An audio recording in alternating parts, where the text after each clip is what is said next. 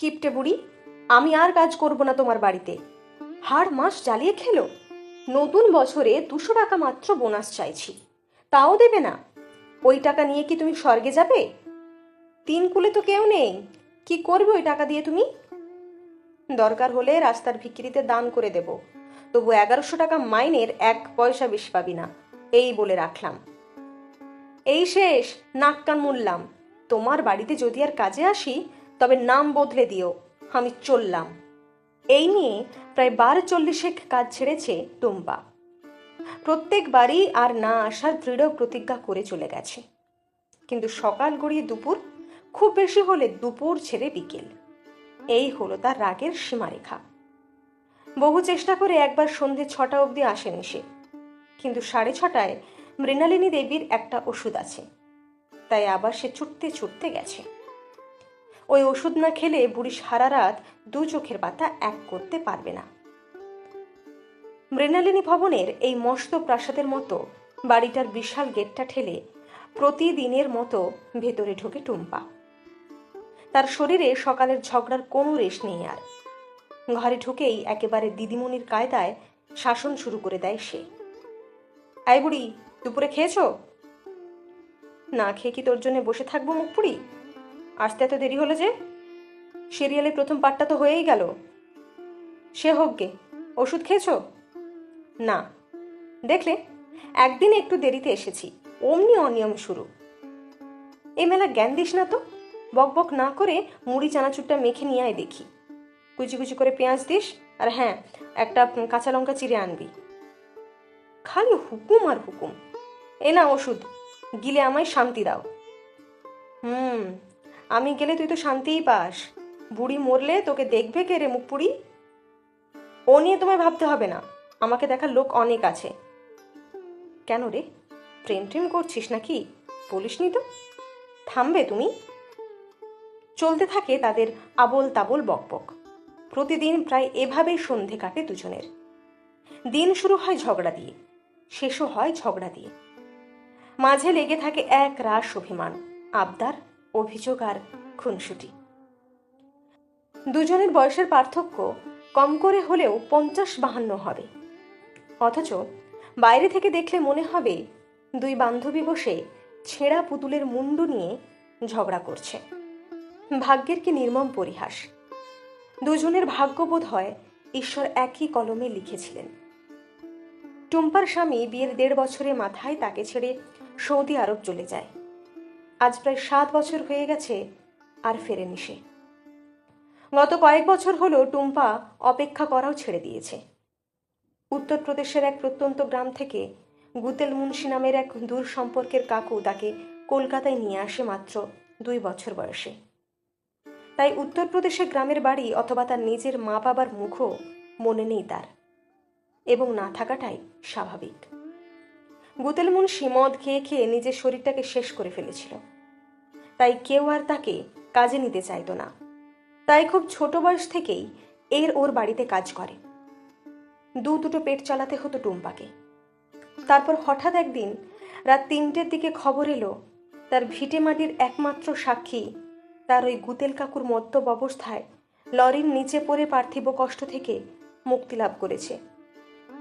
খুব কেঁদেছিল সেদিন টুম্পা। যাও বা কিছুমাত্র শিকড় ছিল, তাও সমূলে উপড়ে গেল। এবার সে সম্পূর্ণ উদ্বাস্তু হয়ে গেল। উত্তরপ্রদেশের কোথায় তার বাড়ি, কে তার মা বাবা, কিছুই জানে না সে। অপরদিকে মৃণালিনী দেবীর স্বামী এলাকার বিখ্যাত উকিল উপেন সান্যাল, অগাধ সম্পত্তির মালিক। কিন্তু ভগবান সব দিক থেকে দুহাত ভরে দিলেও মৃণালিনী দেবীর কোল ফাঁকা করে রেখেছিলেন। পার্কে বা স্কুলের সামনে সব মায়েদের তাদের নিজের বাচ্চাদের আদর করতে দেখলে তার বুকটা হু হু করে উঠত, কিন্তু কিছুই করার ছিল না তার। জরায়িত টিউমার অপারেশনের সময় ডাক্তার বলেই দিয়েছিলেন সে নির্মম সত্যটা।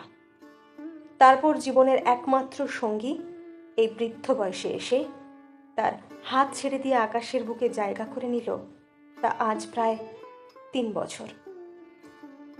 যৌবন তাও বা কেটে যায় নেশায় নেশায়। বার্ধক্যের ব্যালকনিতে এলে প্রকৃত ভালোবাসার যে অর্থ উপলব্ধি করা যায়। তা তিনি প্রতিটা রাতেই ওপাশের ফাঁকা বালিশটাতে হাত বুলিয়ে অনুভব করতেন। এইভাবেই জীবনের পথ হাঁটতে হাঁটতে দুই পথ হারানো নাবিক দিক শূন্য সাগরের মাঝে একটা ছোট্ট দ্বীপ খুঁজে নিয়েছে নিজেদের জন্য। শোনো বুড়ি, বেশি রাত অবধি বই পড়ো না কিন্তু। ঘুম ঠিক করে না হলে কাল সারাদিন কিন্তু মাথা ব্যথা করবে, বুঝলে? বুঝেছি। অনেক রাত হয়ে গেল, যা এবার বাড়ি যা। ধুর, কোথায় রাত, সবে 9:30 বাজে।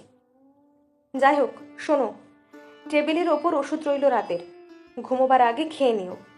আর গরম জল করে ফ্ল্যাক্সে রেখে গেলাম, ঠান্ডা জল খেয়ে আবার সর্দি কাশি বাঁধিয়ে বসো না কিন্তু। আচ্ছা বাবা, ঠিক আছে। প্রতিদিন একই কথা মুখস্থের মতো আউড়িয়ে যাস, আমার কথা তো শুনবিও না।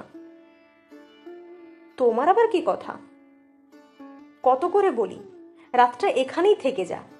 না, রাতে তারকা রাক্ষসীর ঝুপড়িতে না গেলেই নয়। এই কে আছে রে তোর বাড়িতে? দেখো বুড়ি, এই থাম থাম, আবার জ্ঞান দেবে। যা তুই যেদিকে মন চায়, কাল সময় মতো চলে আসিস। প্রতিদিন রাতে গেট দিয়ে বেরোনোর সময় ভীষণ খারাপ লাগে টুম্পার। একা বয়স্ক মহিলা এত বড় বাড়িতে থাকে, রাত বিরেতে কিছু হয়ে গেলে কেউ জানতেও পারবে না। সত্যি একদিন তেমনটাই হলো। রাতে উঠে বাথরুমে গিয়ে আর শোয়ার ঘরে ফেরা হলো না মৃণালিনী দেবীর। পরদিন সকালে কাজে এসে টুম্পাই প্রথম জানতে পারে। যেদিন গুতেল কাকু মরে গেল, সেই দিনও এতটা কষ্ট হয়নি তার, যতটা আজ হচ্ছে। তার মনে হচ্ছিল ঈশ্বর যেন তার পুরো বুকের বাঁ দিকটা থেকে একটা বড় অংশ কেটে নিয়ে গেলেন। মাকে পায়নি সে, কিন্তু ভগবান মা হারানোর কষ্টটা তার ভাগ্যের খাতায় সন্তর্পণে লিখতে ভুল করেননি। আজ যেন সম্পূর্ণ অনাথ হলো টুম্পা। সময়ের কাঁটা থেমে থাকেনি, চোখের জলে রেখাও বইতে বইতে ক্লান্ত হয়ে থেমে গেছে আজ প্রায় 5 মাস হতে চলল। বিশাল প্রাসাদের মতো সাদা ওই বাড়িটা হাঁ করে তাকিয়ে থাকে তার দিকে। গেটে তালা ঝোলে, ওপাশে কেউ নেই। এপাশে মানুষটাও কেমন যেন পাথর হয়ে যায় দিনের পর দিন। হঠাৎ একদিন বস্তির মোড়ে একটা গাড়ি এসে দাঁড়ালো। তার থেকে নেমে এলো কোটটাই পরা এক ভদ্রলোক। বস্তিতে কোনো বড় গাড়ি দেখলে এমনিতেই সকলে ভিড় করে দাঁড়ায়। এখানেও তার ব্যতিক্রম ঘটেনি। লোকটি কয়েকজনকে জিজ্ঞেস করে সোজা টুম্পার বাড়ির সামনে এসে দাঁড়ালো। বাইরে চেঁচামেচি শুনে টুম্পাও ততক্ষণে বেরিয়ে এসেছে ঘর থেকে। লোকটি জিজ্ঞেস করলো, আপনি মিস টুম্পা সরকার? হ্যাঁ। আচ্ছা, আপনার ভোটার অথবা আধার কার্ডটা একবার একটু দেখতে পারি? হ্যাঁ, কিন্তু মানে আমি তো আপনাকে চিনি না, আর টিভিতে যে বলে অচেনা কাউকে দরকারি কাগজপত্র কিছু দিতে নেই। না না, আপনার চিন্তার কোনো কারণ নেই, আমি আমার পরিচয় বলছি। আমি স্বর্গীয় মিস্টার উপেন সান্যালের স্ত্রী স্বর্গীয়া মিসেস মৃণালিনী সান্যালের উকিল ছিলাম। আসলে মৃণালিনী দেবী নিজের স্থাবর অস্থাবর সমস্ত সম্পত্তির একমাত্র উত্তরাধিকারী হিসেবে আপনাকে মনোনীত করে গেছেন। এখন আপনাকে এখানে একটা সই করতে হবে, আর সেজন্য একটা প্রমাণ থাকা জরুরি যে আপনি আসল টুম্পা সরকার। ও হ্যাঁ, এর সাথে একটা চিঠিও রেখে গেছেন। কাঁপা কাঁপা হাতে চিঠিটা ধরল টুম্পা। আগে হলে হয়তো এটা পড়ার সাধ্যই তার হতো না, কিন্তু মৃণালিনী দেবী তাকে পড়তে শিখিয়েছেন। 15 দিনে একটা গল্পের বই পড়তে হতো তাকে। তারপর তার থেকে মৃণালিনী দেবী প্রশ্ন করতেন। এইসব পুরনো কথা মনে পড়লেই টুম্পার চোখের জল কোনো বারণ না শুনেই অবাধে নেমে আসে। চিঠির ভাঁজ খুলে পড়তে শুরু করলো সে। শোন মুখ পুড়ি, তোর দায়িত্বে সব রেখে গেলাম। জানি তুই হেলায় নষ্ট করার মতো মেয়ে নোস, তবু মনে রাখিস আমি আর উনি কিন্তু ওপর থেকে সব দেখছি।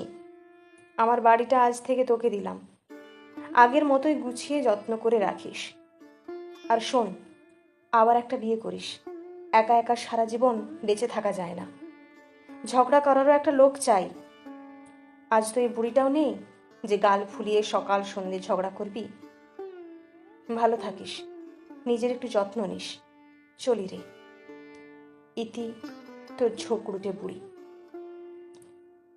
থরথর করে কাঁপতে কাঁপতে মাটির ওপর বসে পড়ে টুম্পা। প্রায় 7.5 কোটি টাকার সম্পত্তি পেয়েও নিজেকে তার পৃথিবীর সব চাইতে নিঃস্ব ব্যক্তির থেকেও নিঃস্ব মনে হচ্ছিল। 3 বছর কেটে গেছে তারপর। এখন মৃণালিনী ভবন শুধু একটা বাড়ি নয়, এটি একটি বৃদ্ধাশ্রম।